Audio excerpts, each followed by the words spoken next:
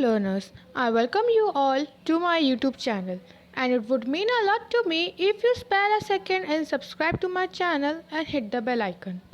I, Anshi Agarwal, and in today's video I am going to continue with the explanation of same chapter of history, the French Revolution.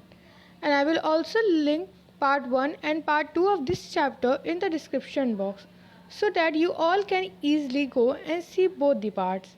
So let's start with the video. Now it's session 5. The abolition of slavery. One of the most revolutionary social reform of the Jacobean regime was the abolition of slavery in the French colonies. तो सबसे ज़्यादा most revolutionary जो social reform था, social reform means that attempt which refers to correct any injustice in the society. मतलब जो society में कोई भी इनजस्टिस हो रहा है उसको करेक्ट करने के जो रिफॉर्म्स होते हैं, जो अटेम्प्ट्स होते हैं, तो उनको सोशल रिफॉर्म्स बोलते हैं. तो इसमें सबसे ज़्यादा most revolutionary reforms of Jacobians का जो था, जैकोबियंस रेगमी का, जैकोबियंस गवर्नमेंट का, वो था एबॉलिशन ऑफ स्लेवरी. मतलब एबॉलिशन ऑफ स्लेवरी, स्लेवरी को हटाना इन फ्रेंच कॉलोनीज से. The colonies in the Caribbean, Martinique, Guadeloupe and San Diego were the important suppliers of commodities such as tobacco, indigo, sugar and coffee. तो जो colonies Caribbean में थी वो important suppliers थी. क्या सप्लाई करती थी? सबसे ज़्यादा important cheese tobacco, Indigo, sugar and coffee, the 4 commodities they supply. But the reluctance of the Europeans to go and work in distant and unfamiliar lands meant a shortage of labor on plantation. लेकिन जो Europeans थे उनको अपनी जगह को छोड़ के दूसरी जगह जाना पड़ता था काम करने के लिए. एक अनफेमिलियर लैंड पर, जिस लैंड को वो जानते भी नहीं थे, वहाँ पे जाना पड़ता था. Which meant a shortage of labour on plantation, जिसकी वजह से प्लांटेशन में शॉर्टेज हो चुकी थी लेबर की जहाँ पे. तो उन लोग को अपनी मर्ज़ी से नहीं जाना, उन लोगों को ज़बरदस्ती लेके जाया जाता था वहाँ पे. So this was meant by a triangular slave trade between Europe, Africa and Americas. तो ये एक ट्रायंगुलर शेप में स्लेव ट्रेड था, स्लेवरी होती थी, स्लेव्स का ट्रेड होता था. किन किन कंट्रीज़ के बिटवीन में? यूरोप, अफ्रीका एंड अमेरिका के बीच में. The slave trade began in 17th century. और ये स्लेव ट्रेड था 17th सेंचुरी में बिगेन हो चुका था. French merchant sailed from the ports of Bordeaux and Nantes to the African coast. जो फ्रेंच मर्चेंट्स होते थे फ्रेंच सोसाइटी के, वो लोग इन स्लेव्स को, स्लेवरी पीपल्स को, वो लोग सेल करते थे ports of Bordeaux and Nantes के टू अफ्रीकन कोस्ट तक सेल करते थे. Where they bought slaves from local chieftains. वो ये स्लेव्स कहाँ से लेते थे? जो लोकल लीडर होते थे पीपल्स के, जो लोकल लैंडलॉर्ड्स होते थे, उनके पास से ये स्लेव्स लोग लाते थे फ्रेंच पीपल, और इनको सेल करने के लिए. Branded and shackled, the slaves packed tightly into the ships for the 3 months long voyages across the Atlantic to Caribbean.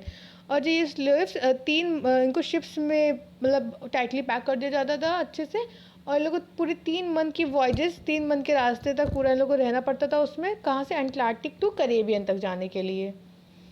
There they sold to plantation owner. वहाँ पे फिर वो लोग प्लांटेशन ओनर्स जो होते थे उनको सोल्ड कर दिए जाते थे. The exploitation of slave labour made it possible to meant the growing demand in Europe markets for sugar, coffee and indigo. और जो एक्स्ट्रा एक्सप्लॉयटेशन हुआ था स्लेव्स का, वो मतलब लेबर का जो एक्सप्लॉयटेशन ऑफ स्लेव लेबर होता है, मेंट इट पॉसिबल, ये तभी पॉसिबल हो पाया टू मीट द ग्रोइंग, जब यूरोप में डिमांड बढ़ी. किस चीज़ की? European market demand. जब शुगर, कॉफ़ी एंड इंडिगो की डिमांड बढ़ी वहाँ पे, तो वहाँ पे भी एक्सप्लॉयटेशन होना चालू हो गया. Port cities like Bordeaux and Nantes own their economic prosperity to flourishing slave trade. और फिर से पोर्ट्स, और जो पोर्ट्स से सिटीज़, बोर्डेक्स और नेट्स के, वो लोग वहाँ से यूरोप में अब सेल करने लगे, ट्रेड करने लगे. Throughout the 18th century, there was a little criticism of slavery in France. अब 18th century तक थोड़ा बहुत criticism रहा slave का. The National Assembly had hold long debates about whether the rights of the men should be extended to all French subjects, including those in the colonies. तो जो French assembly थी, जो national assembly बनी हुई थी, उसने काफ़ी डिबेट्स करी कि मेंस के राइट्स को लेकर, कि मेंस के राइट एक्सटेंड करने चाहिए फ्रेंच सोसाइटी में, सारी कॉलोनीज़ में, कि जो स्लेव्स होते हैं उनके भी कुछ राइट्स होने चाहिए. But it did not pass any law. But कोई लॉ पास नहीं हो पाया उस पर. Fearing opposition from businessman whose income depended on slave trade. क्योंकि जो ये स्लेव ट्रेड का बिजनेस करते थे, उनका इन लोगों को डर था कि उनकी पूरी जो इनकम थी तो वो इन स्लेव ट्रेड पे थी बेस्ड. तो इसीलिए वो लोग उस पर कोई लॉ नहीं पास हो पाया. It was finally the convention which in 1794 legislated to free all slaves in the French overseas possessions. फिर बाद में कन्वेंशन जो पार्टी बनी थी उसने 1974 में फाइनली सारे स्लेव्स को फ्रेंच सोसाइटी में फ्री करवाया. This however turn out to be short term measure 10 years later. और ये जो उन्होंने फ्री करा सिर्फ कुछ ही टाइम के लिए उन्हें फ्री करवा पाए थे. फिर 10 years के बाद नेपोलियन री इंट्रोड्यूस स्लेवरी. फिर नेपोलियन बोनापार्ट जो आए थे उन्होंने स्लेवरी फिर से इंट्रोड्यूस कर दी थी. Plantation owners understood their freedom as including the right to enslave African negroes in pursuit of their economic interest. और फिर प्लांटेशन ओनर्स भी जो थे वो भी समझ गए थे कि अब स्लेव्स को भी अपने राइट्स पता लग चुके हैं कि उनके क्या राइट्स हैं. अफ्रीकन नीग्रोज जो होते हैं उनको भी अपने राइट्स पता लग चुके हैं ऑफ द इकोनॉमिक इंटरेस्ट में भी क्या right. Slavery was finally abolish in France colonies French colony इन 1848. तो फाइनली कब स्लेवरी ख़त्म हुई फ्रेंच कॉलोनीज़ में? 1848 में ख़त्म हो चुकी थी. Now the revolution in everyday life. It's section 6, the last topic of our chapter. The revolution in the everyday life. Can politics change the clothes people wear, language they speak, or the books they read? तो इसमें question क्या क्या कि जब ये politics होती है, क्या ये पीपल जो कपड़े पहनते हैं क्या वो चेंज करवा सकती है, या फिर जो ये लैंग्वेज बोलते हैं वो चेंज करवा सकती है, या फिर जो बुक्स रीड करते हैं वो चेंज करवा सकती हैं. तो the year following 1789 in France saw many such changes in the lives of men, women and children. तो ऐसे ही कुछ चेंजेस 1789 ईयर में बहुत सारे हुए हैं फ्रेंच सोसाइटी में, men, women and even children's की लाइफ में. The revolutionary government took it up themselves to pass the law that would translate the ideals of liberty and equality into everyday practice. फिर जो revolutionary government आया उन्होंने कुछ laws पास किए in the favour of liberty and equality के, उसमें कि हर जगह अब लिबर्टी होगी, हर जगह फ्रीडम होगा, हर जगह इक्वलिटी होगी, फ्रैटर्निटी होगी सब जगह. One important law that came into effect soon after the storming of Bastille in summer 1789 was the abolition of censorship. और फिर जैसे ही सबसे इम्पॉर्टेंट लॉ एक इफ़ेक्ट में आया था बहुत जल्दी, जैसे बेस्टाइल था, द फोर्ट बेस्टाइल, जब वो स्टॉर्म किया था, जब उसको तोड़ा गया था समर 1899, उसके बाद ही एक बहुत इंपॉर्टेंट लॉ आया था. वो ये लॉ आया था एबॉलिशन ऑफ सेंसरशिप का हटाने का. तो सेंसरशिप क्या होती है? सेंसरशिप एक मतलब द सप्रेशन या फिर प्रोहिबिशन होता है किसी चीज़ का, ऑफ किसी भी बुक्स का, किसी भी फिल्म्स का, या किसी भी न्यूज़पेपर, किसी भी हर चीज़ का प्रोहिबिट होती है. हर चीज़ प्रोहिबिट इस वजह से हो जाती है क्योंकि उसमें जो वहाँ की गवर्नमेंट होती है वो ये देखती है कि कहीं मेरे खिलाफ तो उसमें कुछ नहीं लिख दिया, किसी न्यूज़ में नहीं आ रहा, किसी न्यूज़पेपर में या किसी बुक्स में नहीं लिखा, तो उसका वो चीज़ एबॉलिश्ड हो गया.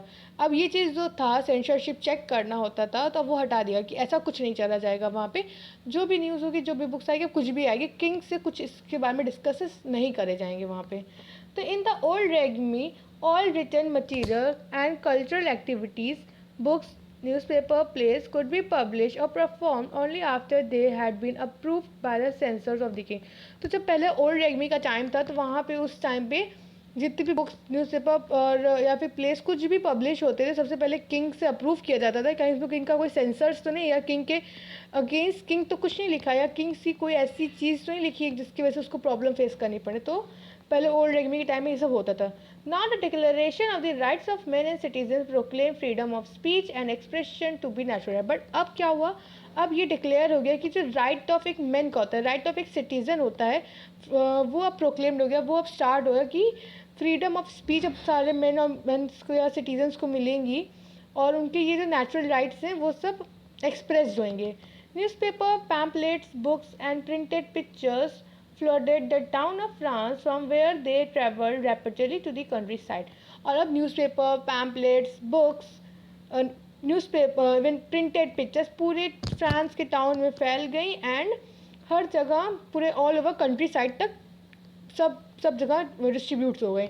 तो उसमें क्या लिखा था? उसमें mostly it is written the rights of the citizen, rights of the men of the French people, that freedom, equality, liberty, fraternity, all this, so virginity, ये सब लिखा हुआ था उसमें.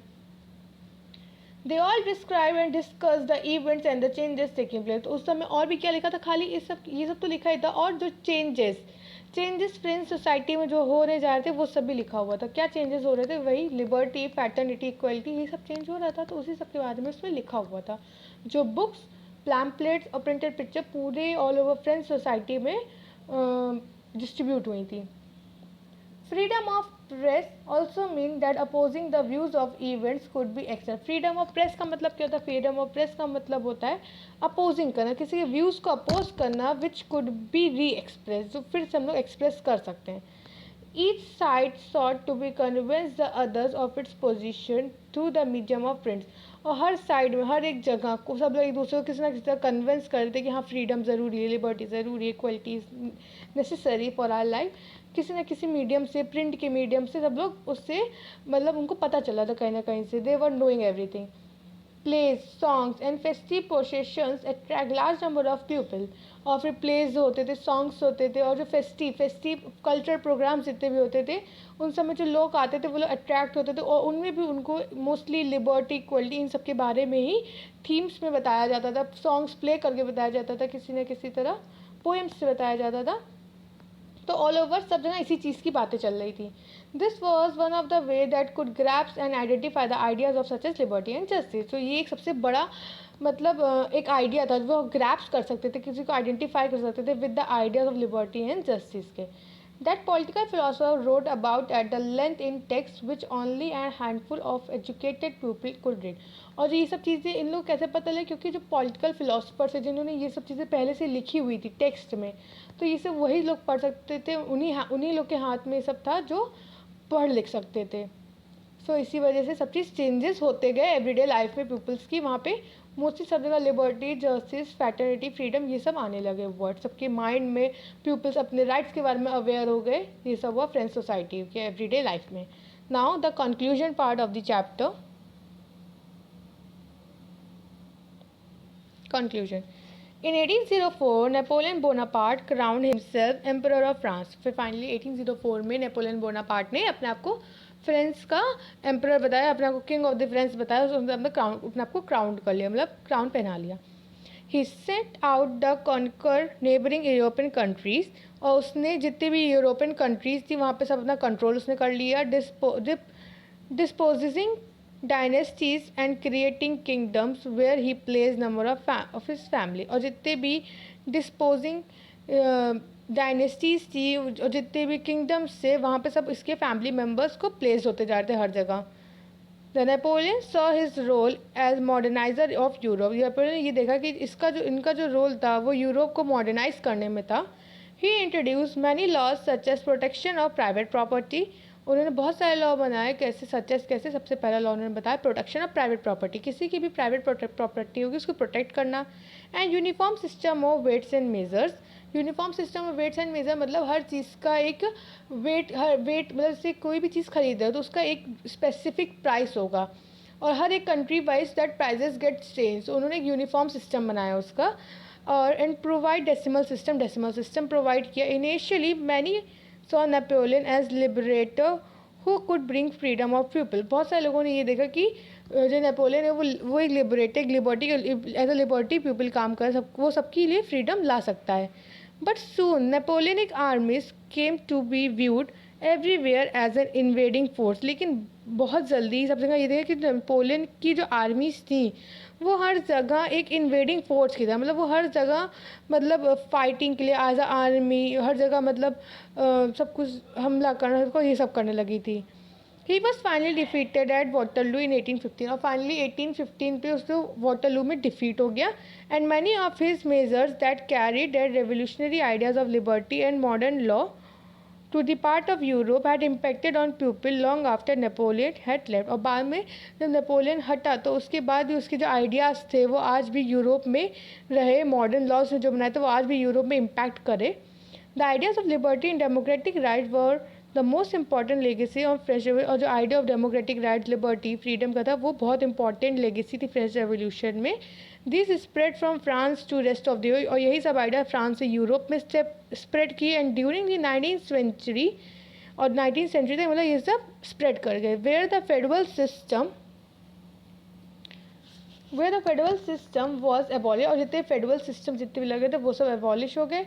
colonized people reworked the idea of freedom from bondage into their movements to create sovereign nation state. और जितने भी colonized people थे उनको भी idea of freedom पता चल गया, slavery हट गई और बहुत सारे sovereign nations बन गए. And Tipu Sultan and Raja Mohan Roy are the two examples of individuals who responded to the ideas coming from revolution. और राजा राम मोहन रॉय और Tipu Sultan are the two examples of these who responded, जिन्होंने इस friends के ideas को all over the world response किया था, specially in our country also. So now the chapter has been finished, and if you like the video, so don't forget to like, share and comment on my videos. So thank you.